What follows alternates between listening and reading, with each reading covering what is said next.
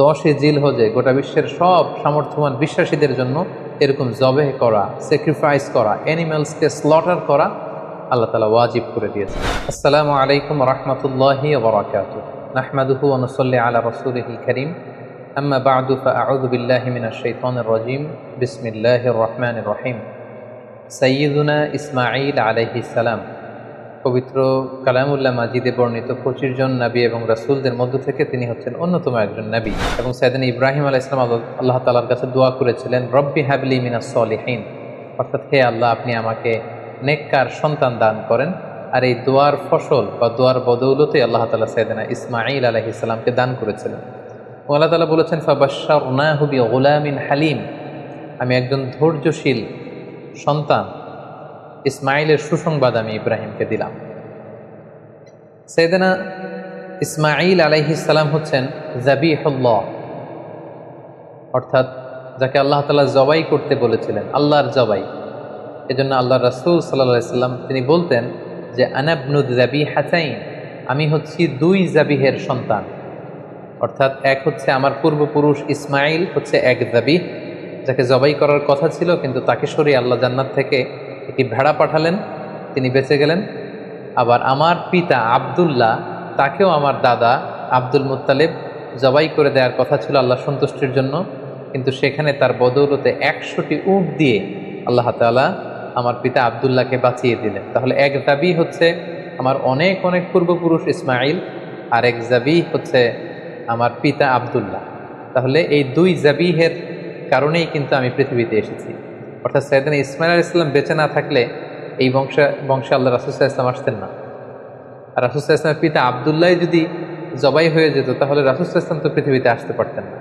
যেন তিনি বলতেন, আনা ইবনু যাবিহাতাইন, আমি হচ্ছি 2 যাবিহের সন্তান। একজন হচ্ছে ইসমাঈল আলাইহিস সালাম, আর একজন হচ্ছে আল্লাহ রাসূল সাল্লাল্লাহু আলাইহি ওয়াসাল্লামের পিতা আব্দুল্লাহ। ইসমাঈল আলাইহিস সালামকে বলা হয় আবুল আরব, তিনি আরব জাতির পিতা।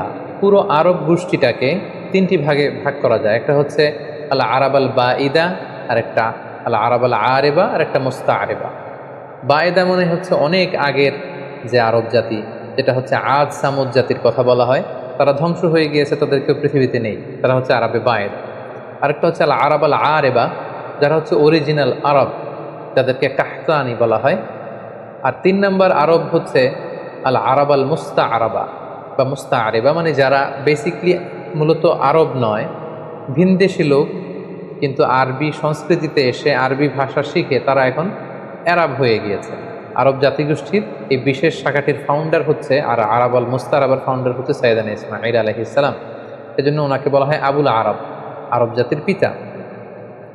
এবং রাসূলুল্লাহ সাল্লাল্লাহু আলাইহি সাল্লাম তিনি কিন্তু ইসমাঈল আলাইহিস সালামের বংশে আগমন করেছেন, তাই তিনি হচ্ছেন বানি ইসমাঈল।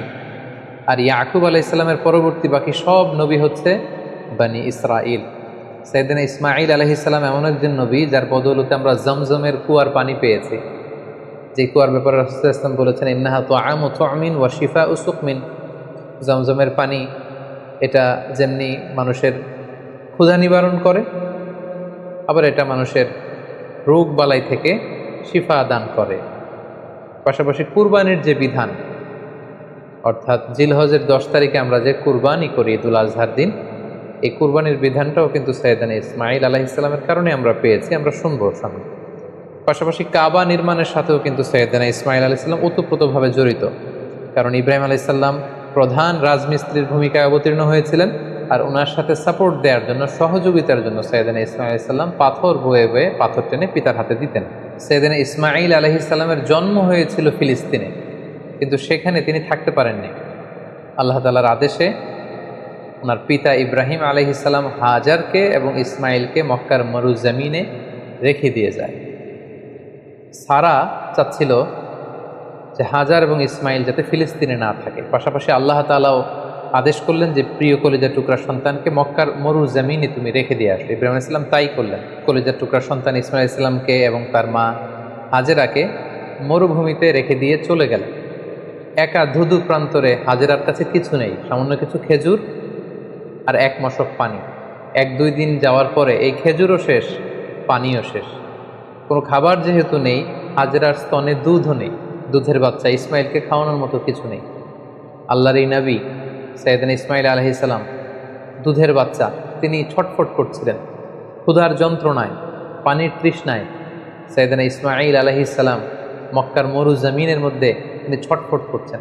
এই কঠিন দৃশ্য দেখে ধৈর্য ধারণ করা হাজেরার পক্ষে সম্ভব ছিল না। তিনি সাইয়েদনা ইসমাঈল ইসলামকে মরুভূমির মধ্যে রেখে পানির সন্ধানে, পাশে একটা ছোট্ট পাহাড় ছিল, পাহাড়টির নাম হচ্ছে সাফা, এই সাফা পাহাড়ের উপরে তিনি আরোহণ করলেন। দূর মরুভূমির এদিক সেদিক তিনি খুঁজতে আরম্ভ করলেন, কোনো কাফলা দেখা যায় কিনা, কাউকে দেখা যায় কিনা, পানির কোনো সন্ধান করা যায় কিনা। না, তিনি কাউকে দেখতে পাচ্ছেন না। আবার তিনি সাফা পাহাড় থেকে নেমে পাশে আরেকটা পাহাড় ছিল, সেটার নাম হচ্ছে মারোয়া, দৌড়ে যে মারোয়াতে উঠলেন। এবার আবার মরুভূমির দিকে তিনি তাকালেন যে কোনো কাফেলা দেখা যায় কিনা, কোনো জনমানুষ দেখা যায় কিনা, পানির কোনো সন্ধান মেলে কিনা, কিন্তু না, তিনি কাউকে দেখতে পেলেন। আবার তিনি মারোয়া থেকে নেমে এসে সাফায় উঠলেন, আবার সাফা থেকে মারোয়ায়। এভাবে তিনি পানির সন্ধানের জন্য সাফা থেকে মারোয়া পাহাড়ের মাঝখানে সেই তপ্ত মরুর বুকে 7 বার তিনি দৌড়াদৌড়ি করেছিলেন। বিবি হাজেরার এই 7 বার টার্ন করাটা, এই দৌড়াদৌড়ি করাটা আল্লাহ তাআলার কাছে এত পছন্দনীয় হয়েছে, হজের সময় প্রত্যেক হাজী সাহেবের এই 2 পাহাড়ের মাঝখানে আস-সা'য়ু বাইনা সাফা ওয়াল মারওয়া, সাফা মারওয়ার মাঝখানে দৌড়াদৌড়ি করাটাকে আল্লাহ তাআলা হাজীদের জন্য ওয়াজিব করে দিয়েছেন। হঠাৎ আল্লাহ তখন ফেরেশতা পাঠালেন। ফেরেশতা বলল, হাজার তুমি যাও, তোমার দুধের ছেলে ইসমাইলের কাছে যাও, তার পাশেই তুমি জমজমের কুয়া দেখতে পাবে। তিনি গেলেন, যে দেখলেন ঠিকই মরুর জমিন পুরে সেখান থেকে কলকল করে ভেতর থেকে পানি বের হচ্ছে। তিনি দেখে তো তিনি অবাক হলেন, তিনি আল্লাহর শুকরিয়া আদায় করলেন, এটাই হচ্ছে সেই জমজমের কুয়া। এবং সেখান থেকে তিনি পানি পান করলেন, মশকের ভেতরে পানি ভরে রাখলেন, দুধের শিশু ইসমাইলকে পানি পান করালেন। তিনি দেখতে পেলেন পানি শুধু বেরোচ্ছে আর বেরোচ্ছে, পানি যেন চলে না যায় চারদিকে। তিনি বালু দিয়ে বাঁধ দিতে লাগলেন। আমরা যেমনি পানি ঠেকানোর জন্য বেরি বাঁধ দেই, তেমনি হাজার তিনি বালু দিয়ে বাঁধ দিতে লাগলেন। হাজার কিন্তু আরবি ভাষা জানতো না, তিনি জানতেন ইব্রানি ভাষা, এবং ইসমাইল আলাইহিস সালামও তো ছোট বাচ্চা। সো হাজার ইব্রানি ভাষায়, তার নিজের ভাষায় বালি দিয়ে পানিটাকে আটকে রাখার চেষ্টা করছিলেন, আর ইব্রানি ভাষায় বলছিলেন ঝাম ঝাম, মানে স্টপ স্টপ, থাম, পানি চলে যাস নে। তিনি পানি আটকানোর জন্য বাদ দিয়ে নিজের ভাষায়, ইব্রানি ভাষায় তিনি বলছিলেন ঝাম ঝাম, মানে থাম থাম। তো ওনার মুখনিসৃত এই ঝাম ঝাম শব্দ দুইটা আল্লাহ তাআলার এত ভালো লেগেছে, কিয়ামত পর্যন্ত এই পানির কুয়ার পানির নাম আল্লাহ তাআলা এটাকে জামজামের কুয়ার পানি হিসেবে নাম করে দিলেন। সুবহানাল্লাহ বিহামদিহি। ইন দ্য মিন টাইম ইয়ামান থেকে একটি ব্যবসায়ী কাফেলা পাশ দিয়ে যাচ্ছিল। কাফেলাটির নাম হচ্ছে জুরহুম, জুরহুম গ্রুপের একটি কাফেলা, জুরহুম কওমের। তারা হঠাৎ করে মক্কার আকাশে পাখি দেখতে পেল। এর আগে কখনো মক্কার আকাশে তারা পাখি দেখেনি। আর আরব এলাকায় কোনো এলাকার উপর দিয়ে পাখি ওড়াউড়ি করা মানে সেখানে পানির অস্তিত্ব রয়েছে। কাফেলার প্রধান বলল, এখানে পাখি আসলো কোত্থেকে? মক্কার এই লোকেশনে তো কখনো আমরা এত বছর ধরে এখানে কাফেলা নিয়ে আসা যাওয়া করি, আমরা তো পাখি দেখিনি, নিশ্চয়ই এখানে পানির কোনো ব্যবস্থা হয়েছে। তারা যেয়ে দেখলো যে একজন নারী, সাথে দুগ্ধপোষ্য ছোট্ট বাচ্চা, আর পাশে একটা কুয়ার মতো, ভেতর থেকে শুধু পানি বেরোচ্ছে। তারা হাজেরার কাছে পানির অনুমতি চাইল, হাজেরা পানির অনুমতি দিলেন। তারা পানি খেয়ে তৃপ্ত হলো। তারা বলল যে আপনি যদি অনুমতি দেন তাহলে আমরা এই পানির আশেপাশে বসতি করতে চাই এবং আমাদের এলাকাবাসীদের সবাইকে এনে এখানে রাখতে চাই। বিবি হাজেরা বললেন, হ্যাঁ অবশ্যই, তোমরা আসতে পারো, পানি খেতে পারো, এখানে বসতি স্থাপন করতে পারো, তবে মনে রেখো এই জমজমের মালিকানা তোমাদের থাকবে না, ওনারশিপ থাকবে আমার কাছে। সুবহানাল্লাহ বিহামদিহি। সাইয়েদনা ইব্রাহিম আলাইহিস সালামের দোয়ার ফসলে এখানে জনমানুষের আগমন ঘটতে আরম্ভ করলো। জমজমের পানির কথা চারদিকে ছড়িয়ে পড়তে লাগলো এবং ছোট্ট দুধের বাচ্চা ইসমাঈল আলাইহিস সালাম বড় হতে লাগলেন। এবং সাইয়েদুনা ইসমাঈল আলাইহিস সালাম এই জুরহুম গোত্রের লোকদের কাছে তিনি আরবি ভাষা শিখলেন। তাদের ছেলে মেয়েদের সাথে তিনি বড় হতে লাগলেন। অরিজিনালি তারা ছিলেন ইব্রানি ভাষার লোক, কিন্তু এখানে তিনি আরবি ভাষা শিখে ফেললেন। সাইয়েদনা ইসমাঈল আলাইহিস সালাম এই জুরহুম কওমের লোকদের কাছেই বড় হতে লাগলেন। সেখানকার ছেলে মেয়েদের সাথে তিনি কথা বলতে বলতে আরবি ভাষা শিখে ফেললেন। উনি ছিলেন ইব্রানি ভাষার মানুষ, কিন্তু তাদের কাছ থেকে তিনি আরবি ভাষা একেবারে পরিপক্ক হলেন। তার বয়স যখন 13 বছর, ঠিক তখন আল্লাহ তাআলা তার পিতা সাইয়েদনা ইব্রাহিম আলাইহিস সালামকে স্বপ্নে দেখালেন যে ইব্রাহিম, তুমি তোমার সবচাইতে পছন্দনীয় বস্তুটি আল্লাহ রাস্তায় কুরবানি করো। একাধিকবার তিনি এই স্বপ্নটি দেখলেন। এবং ইব্রাহিম আলাইহিস সালাম বুঝতে পারলেন যে আমার সবচাইতে পছন্দনীয় হচ্ছে আমার ছেলে ইসমাইল, যাকে আমি আল্লাহর আদেশে সেই মক্কার মরুভূমিতে রেখে এসেছি। আজ 13টি বছর আমি ফিলিস্তিনে আমার ছেলেকে অনেক মিস করছি। না জানি আমার ইসমাইল দেখতে কতটুকু হয়েছে, না জানি আমার ইসমাইল কত বড় হয়েছে, দেখতে কত সুন্দর হয়েছে। ইব্রাহিম আলাইহিস সালামের হৃদয়ে ছেলে ইসমাইলের মায়া ভালোবাসা যখন প্রবলভাবে জন্মালো, ঠিক ওই মুহূর্তে তিনি স্বপ্নে দেখলেন যে আল্লাহ তাআলা ইসমাইল আলাইহিস সালামকে কুরবানি করে দেওয়ার জন্য, জবাই করে দেওয়ার জন্য আদেশ করছেন। তিনি আল্লাহ তাআলার আদেশে ফিলিস্তিন থেকে মক্কায় চলে আসলেন। এসে 13 বছর পর নিজের কলিজার টুকরা সন্তান ইসমাইলকে দেখলেন। কিন্তু এই ছেলেকেও তিনি বেশি দিন ধরে রাখতে পারবেন না, কারণ আল্লাহ তাআলার আদেশে তাকে জবাই করতে হবে। তিনি ছেলের সাথে কনসাল্ট করলেন। বাবা ছেলের কনভারসেশনটা কেমন ছিল আল্লাহ তাআলা সূরাতুস সাফফাতে খুব চমৎকারভাবে বলছেন, ফালাম্মা বালাগা মাআহু সা'য়া ক্বালা ইয়া বুনাইয়া ইন্নী আরা ফিল মানামি আন্নী আযবাহুক। ইসমাইল যখন একটু হাঁটতে পারে, দৌড়াতে পারে, ছোটাছুটি করতে পারে, এই বয়সে যখন পৌঁছলো, ইব্রাহিম আলাইহিস সালাম এসে বললেন, হে আমার কলিজার টুকরা সন্তান, আমি স্বপ্নে দেখেছি যে আমি তোমাকে জবাই করছি। ফানজুর মাযা তারা, what do you think about it, what's your opinion about the matter, তোমার মতামত কি, আমি তোমার মতামত জানতে চাই। ছোট্ট ছেলে ইসমাইল আলাইহিস সালাম বললেন, ক্বালা ইয়া আবাতি ফাআল মা তু'মার, হে আমার বাবা, আপনি যেমনটি আদিষ্ট হয়েছেন ঠিক তেমনটি করুন। সাতাজিদুনি ইনশাআল্লাহু মিনাস সাবিরিন, ইনশাআল্লাহ অচিরেই আপনি আমাকে ধৈর্যশীল পাবেন। আপনি মনে করবেন না যে আমি ঘাবড়ে গিয়েছি, আমি ভয় পেয়েছি, আমি দৌড়ে ছুটে পালাবো না। আপনি যেমনটি দেখেছেন তেমনটি করুন, কারণ আপনি আল্লাহর নবী এবং আল্লাহ তাআলা আপনাকে আদেশ করেছেন, এটা আপনার উপর আল্লাহর ওয়াহী। সো আপনি আমাকে ধৈর্যশীল পাবেন। বাবা ছেলে তখন মক্কা থেকে, মক্কার পাশেই মিনা অবস্থিত, মিনা প্রান্তরে রওনা হলেন আল্লাহ তাআলার আদেশে ছেলেকে কুরবানি করবার জন্য। কি মর্মান্তিক, কি হৃদয় বিদারক সে দৃশ্য। এবং সাইয়েদনা ইসমাইল আলাইহিস সালাম বললেন, বাবা, আমার চেহারার দিকে তাকিয়ে আপনি ছুরি চালাতে আপনার বড্ড মায়া লেগে যাবে, কষ্ট লেগে যাবে, আপনি আমাকে উল্টো করে শুইয়ে দিন, অর্থাৎ আমার চেহারাটা থাকবে মাটির দিকে, আপনি পেছন দিক থেকে আমাকে জবাই করুন। আল্লাহ তাআলা বলছেন, ফালাম্মা আসলামা ওয়া তাল্লাহু লিল জাবিন, দুইজনেই যখন সারেন্ডার করলো, মানে তাদের হৃদয়ে তখন আল্লাহর ভালোবাসা, আল্লাহর আনুগত্যের এই ব্যাপারটা ছাড়া আর কোনো কিছুই নেই। সাইয়েদনা ইব্রাহিম ছেলেকে হৃদয় থেকে সরিয়ে সেখানে আল্লাহর আদেশকে, আল্লাহর ভালোবাসাকে স্থান দিয়েছে। ছোট্ট ছেলে ইসমাইলও আল্লাহর ভয়ে রাজি হয়ে গিয়েছে। সাইয়েদনা ইব্রাহিম আলাইহিস সালাম তখন ইসমাইল আলাইহিস সালামের গলার মধ্যে ছুরি চালাবেন। আসলে এতটুকু পর্যন্ত অগ্রসর হওয়াটাই আল্লাহ তাআলা চেয়েছিলেন। আল্লাহ তাআলা চাননি যে পিতা ইব্রাহিমের কাছ থেকে শিশু ইসমাইলকে ছিনিয়ে নিতে। আল্লাহ তাআলা চেয়েছেন যে ইসমাইলের স্থান ইব্রাহিমের হৃদয়ে বড় নাকি আমি আল্লাহর স্থান বড়। তিনি যখন ছুরি চালাবেন, পেছন থেকে ডাক আসলো, ওয়ানাদাইনাহু আইয়া ইব্রাহিম, হে ইব্রাহিম স্টপ, আর সামনে আগ বাড়ানো যাবে না, এখানেই থামো। কদ সাদ্দাকতা রুইয়া, তুমি তোমার স্বপ্নকে বাস্তবায়ন করেছো, তুমি তোমার স্বপ্নকে বাস্তবায়ন করে দেখিয়ে দিয়েছো। ইন্না কাযালিকা নাজজিল মুহসিনিন, এভাবেই আমি যারা সৎকর্ম পরায়ণশীল তাদেরকে প্রতিদান দিয়ে থাকি। ইন্না হাযা লাহুয়াল বালাউল মুবিন, নিশ্চয়ই এটা অনেক বড় পরীক্ষা, এই বড় পরীক্ষাতেও তুমি বাপ বেটা তোমরা উত্তীর্ণ হয়েছো। ফাদাইনাহু বিযিবহিন আযীম, আল্লাহ তাআলা বলছেন জান্নাত থেকে একটা বকরি এনে, একটা ভেড়া এনে আমি ইসমাইলকে সরিয়ে দিলাম, ইসমাইলের জায়গায় ওই বকরি কুরবানি হয়ে গেল। আল্লাহু আকবার। সাইয়েদনা ইসমাইল আলাইহিস সালাম বেঁচে গেলেন। ওই যে মিনা প্রান্তরে সাইয়েদনা ইব্রাহিম আলাইহিস সালাম ছেলের বদলে বকরি জবাই করলেন, এই দৃশ্যটাও আল্লাহ তাআলার এত ভালো লেগেছে, কিয়ামত পর্যন্ত 10 জিলহজে গোটা বিশ্বের সব সামর্থ্যবান বিশ্বাসীদের জন্য এরকম জবেহ করা, স্যাক্রিফাইস করা, অ্যানিম্যালসকে স্লটার করা আল্লাহ তাআলা ওয়াজিব করে দিয়েছেন। তার মানে কুরবানির যে বিধান, এটা আমরা সাইয়েদনা ইসমাঈল আলাইহিস সালামের বদৌলতেই পেয়েছি। কেন আল্লাহ তাআলা এমনটি করলেন? আল্লাহ তাআলা চাইলেন যে আমি দেখতে চাই ইব্রাহিমের হৃদয়ে কে বড়, কলিজার টুকরার সন্তান ইসমাইল বড় নাকি আমি আল্লাহ তাআলা বড়।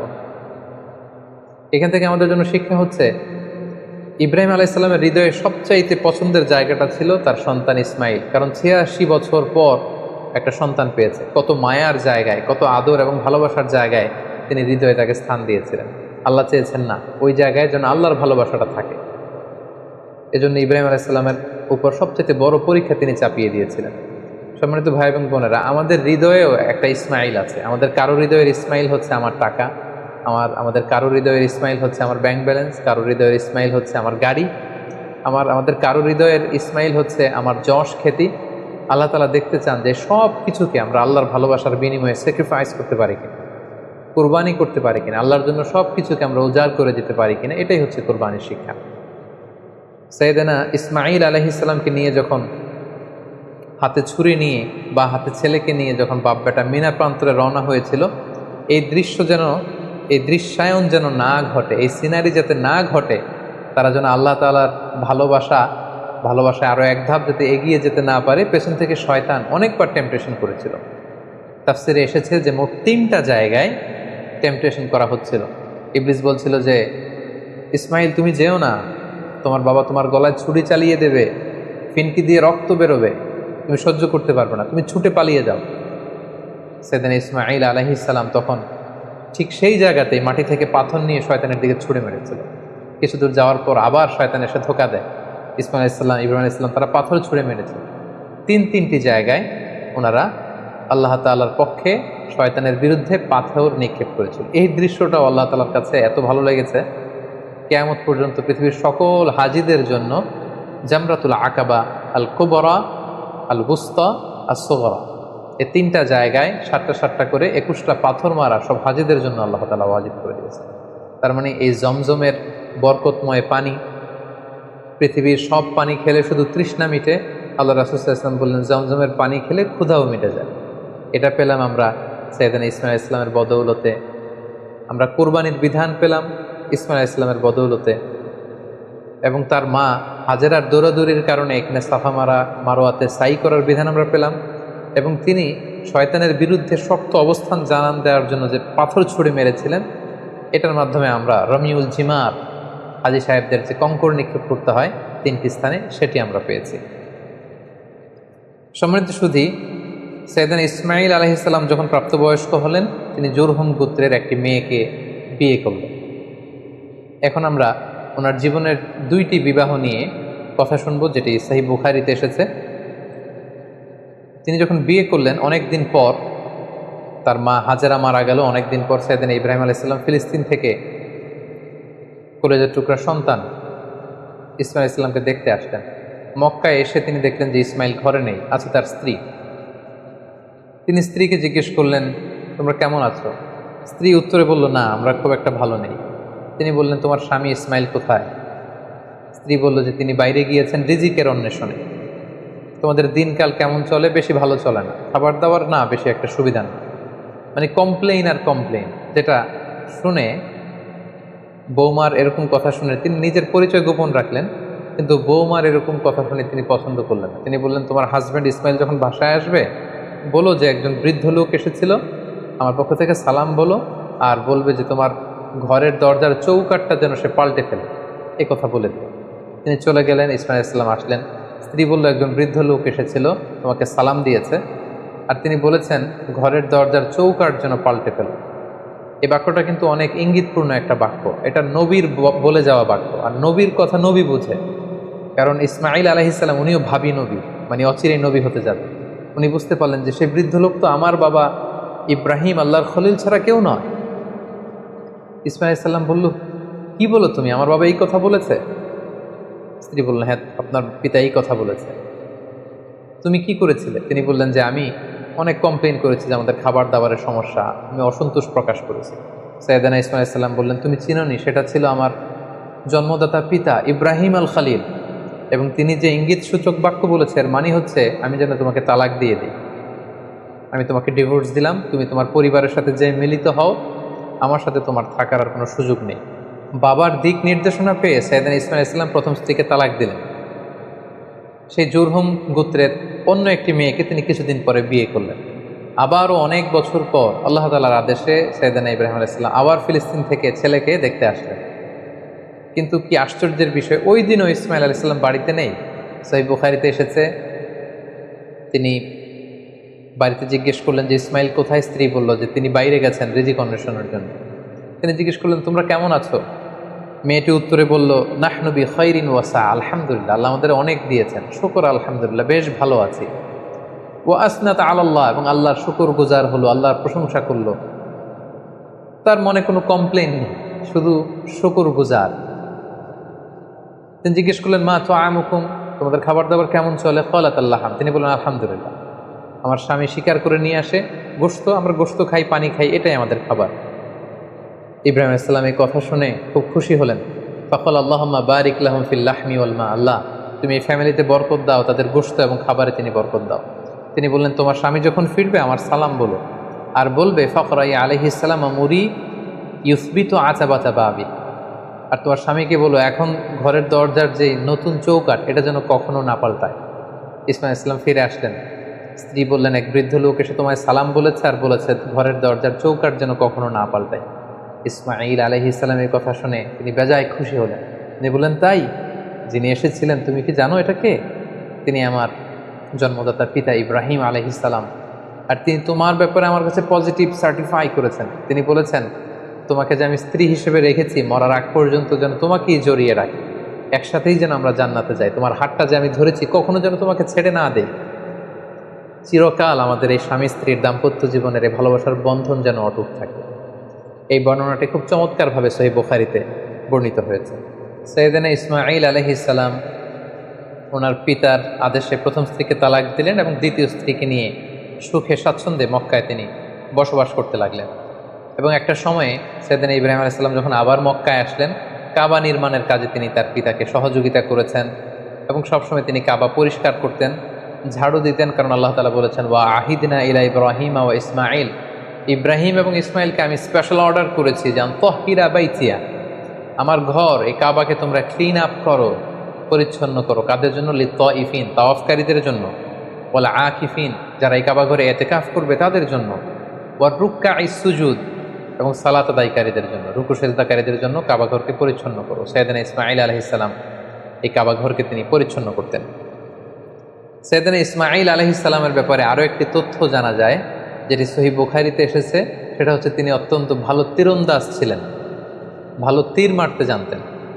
আল্লাহ রাসূল সাল্লাল্লাহু আলাইহি ওয়াসাল্লাম একবার বনু আসলাম গোত্রের পাশ দিয়ে যাচ্ছিলেন একটা বাজারে, তিনি দেখতে পেলেন যে বনু আসলাম গোত্রের লোকেরা তীর দিয়ে প্রশিক্ষণ নিচ্ছে, খেলাধুলা করছে।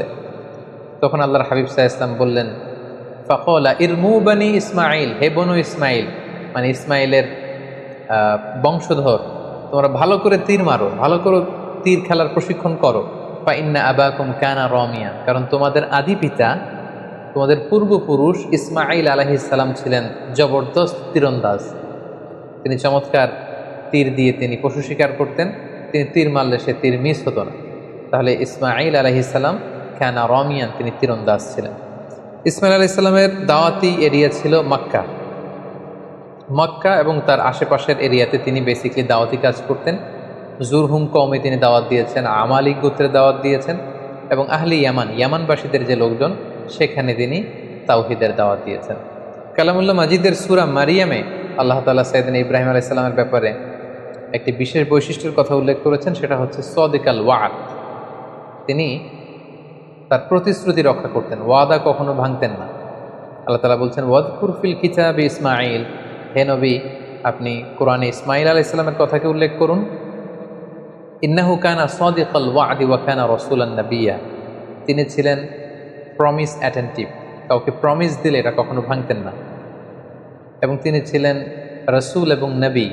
ওয়া কানা ইয়া'মুরু আহলাহু বিস-সালাতি ওয়াজ-যাকাত, তিনি তার পরিবারের লোকদেরকে সালাতের আদেশ করতেন, যাকাতের আদেশ করতেন। ওয়া কানা ইনদা রাব্বিহি মারদিয়া, আর তিনি আল্লাহ তাআলার অনেক প্রিয় ভাজন একজন নবী ছিলেন। তার মানে বোঝা গেল ইব্রাহিম আলাইহিস সালামের রেখে যাওয়া যে দাওয়াতি কাজ, তাওহীদের দাওয়াতি কাজ, এটা তিনি করতেন। তিনি লোকজনদেরকে সালাতের আদেশ করতেন, যাকাত দেওয়ার আদেশ করতেন, এবং ইমানের যে মৌলিক দাবিগুলো সবগুলোর ব্যাপারে তিনি দাওয়াত দিতেন। পাশাপাশি তিনি ছিলেন ওয়াদা রক্ষাকারী। অনেক তাফসিরে এসেছে যে তিনি এত বেশি সাদিকুল ওয়াদ অর্থাৎ প্রমিস অ্যাটেন্টিভ ছিলেন, তিনি কাউকে ওয়াদা দিলে সে ব্যাপারে খুব বেশি সচেতন থাকতেন। আমরা জানি সব নবীরাই ওনারা কখনো প্রমিস ভাঙতেন না, they never break the promise. কোনো নবী ওনারা কথা দিয়ে কথা ভাঙতেন না, কথা রাখতেন। কিন্তু বিশেষ করে আল্লাহ তাআলা ইসমাঈল আলাইহিস সালামের কথাকে কোরআনে উল্লেখ করতে বলেছেন। মুফাসসিরিন একরামরা উল্লেখ করেছেন যে একবার তিনি কোনো একটা ব্যক্তিকে কমিটমেন্ট দিয়েছেন বা অ্যাপয়েন্টমেন্ট দিয়েছেন যে আগামীকাল আসরের সময় এই গাছের নিচে আপনার সাথে দেখা হবে।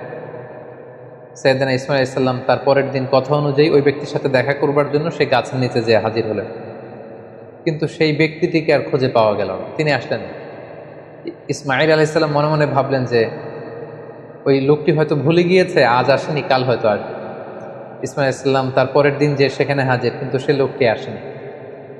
ইসমাঈল আলাইহিস সালাম তার পরের দিনও যে সেখানে হাজির, ওই লোকটি আসেনি।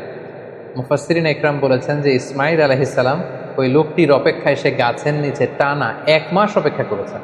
প্রতিদিন তিনি বিকেলবেলা সেখানে যে লোকটির অপেক্ষায় থাকতেন, কারণ তিনি কথা দিয়েছিলেন। আমরা অনেক সময় কথা দিয়ে কথা রাখতে পারি, কিন্তু সাইয়েদনা ইসমাঈল আলাইহিস সালাম কথা দেওয়ার কারণে টানা 30 দিন 1 মাস ওই লোকটির জন্য অপেক্ষা করেছিলেন। এই জন্য আল্লাহ তাআলা ইসমাঈল আলাইহিস সালামের প্রশংসা করে তিনি বলেছেন, ইন্নাহু কানা সাদিকাল ওয়াদি ওয়া কানা রাসূলান নাবিয়্যা, তিনি ছিলেন ওয়াদাকে রক্ষাকারী একজন নবী। সাইয়েদনা ইসমাঈল আলাইহিস সালাম মক্কার এই অঞ্চলে তাওহীদের বাণীকে প্রচার করে মক্কাতেই ইন্তেকাল করেন, এবং সেখানেই তার মায়ের কবরের পাশে, বিবি হাজারার কবরের পাশে, কাবাগরের খুব কাছাকাছি কোনো একটা জায়গায় মক্কাতেই সাইয়েদনা ইসমাঈল আলাইহিস সালামকে কবরস্থ করা হয়। সম্মানিত সুধী, সাইয়েদনা ইসমাঈল আলাইহিস সালামের পুরো জীবনী শুনবার পরে এবার আমরা ওনার জীবনী থেকে কিছু লাইফ লেসন নেওয়ার চেষ্টা করব। সর্বপ্রথম যে লাইফ লেসনটি আমরা পাই সেটা হচ্ছে ইসমাঈল আলাইহিস সালাম ছিলেন আদর্শ সন্তানের নমুনা। আমরা সবাই নেককার সন্তান চাই, আমরা চাই আমাদের ছেলে মেয়েগুলো আল্লাহওয়ালা হোক, আল্লাহর যে কোনো আদেশ তারা খুব সহজে গ্রহণ করুক, মাথা পেতে নেক, এরকম সন্তান আমরা চাই। এরকম সন্তান যদি আমরা চাই তাহলে তাদেরকে ইসমাঈল আলাইহিস সালামের মতো করে আমাদেরকে গঠন করতে হবে, কারণ ইসমাঈল আলাইহিস সালাম এমন একজন আদর্শ সন্তানের নমুনা ছিলেন। সাইয়েদনা ইব্রাহিম আলাইহিস সালাম যখন তাকে বললেন যে বাবা, স্বপ্নে দেখেছি তোমাকে আমি জবাই করছি, তুমি কি বলো? তিনি এক বাক্যে বলেছিলেন, ইয়া আবাতি ফাআল মা তুমার, বাবা, আল্লাহ তাআলা আপনাকে যে আদেশ করেছেন আপনি তাই করুন, আপনি আমাকে ধৈর্যশীল পাবেন। ইমানের চেতনা হৃদয়ে কতটা গভীরে প্রথিত থাকলে একজন ছোট্ট ছেলে তার বাবার প্রশ্নের জবাবে এমনটা উত্তর দিতে পারে। আমরা যদি আমাদের ফ্যামিলি মেম্বারের কথা চিন্তা করি, আমাদের ছেলে মেয়েদের কথা যদি চিন্তা করি, আমরা যদি আমার ছেলেকে বলি, আমাদের মেয়েকে বলি যে বাবা, আল্লাহ বলেছেন যে আল্লাহর সন্তুষ্টির জন্য আমি যেন ছুরি দিয়ে তোমার গলায় ছুরি চালাই, তোমাকে জবাই করি, ফিনকি দিয়ে রক্ত বেরোবে এবং তুমি এতে মারা যাবে। আমাদের ছেলেমেয়েরা কি ইমানের বলে এতটা বলিয়ান হয়েছে যে এই প্রস্তাবে তারা রাজি হবে? আমাদের কিন্তু এই বিষয়গুলো ভেবে চিনতে সামনে আগানো দরকার, যে আমরা আমাদের ছেলে মেয়েদেরকে কী শিখাচ্ছি। আল্লাহর ভালোবাসা, রাসূলের ভালোবাসা, ইসলামের ভালোবাসাকে আমরা তাদের হৃদয়ে গভীর থেকে গভীরে আমরা প্রচিত করতে পেরেছি কিনা, এটা চিন্তার বিষয়। সেক্ষেত্রে আমরা বলবো যে সর্বপ্রথম যে লাইফ লেসন আমরা পাই, ইসমাঈল আলাইহিস সালাম হচ্ছে একজন আদর্শ সন্তানের নাম। কেমন করে আমরা আদর্শ সন্তান গড়ে তুলবো, এটা আমরা সাইয়েদনা ইব্রাহিম আলাইহিস সালাম যেমন করে সাইয়েদনা ইসমাঈল আলাইহিস সালামকে গড়ে তুলেছিলেন, সেখান থেকে কিন্তু আমরা এই শিক্ষাটা নিতে পারি। পাশাপাশি আমরা দেখব যে তিনি তার বাবাকে বিভিন্ন কাজে সহযোগিতা করেছেন। কাবা পুনর্নির্মাণের মতো একটা বড় কাজে ছোট্ট ছেলে ইসমাঈল আলাইহিস সালাম তিনি পাথর এনে এনে বাবার হাতে দিয়েছেন, এবং সাইয়েদনা ইব্রাহিম আলাইহিস সালাম তিনি কাবা নির্মাণ করেছেন। দ্বিতীয় যে শিক্ষাটি পাই সেটা হচ্ছে ইসমাঈল আলাইহিস সালাম তিনি ছিলেন অত্যন্ত পিতা ভক্ত একজন মানুষ।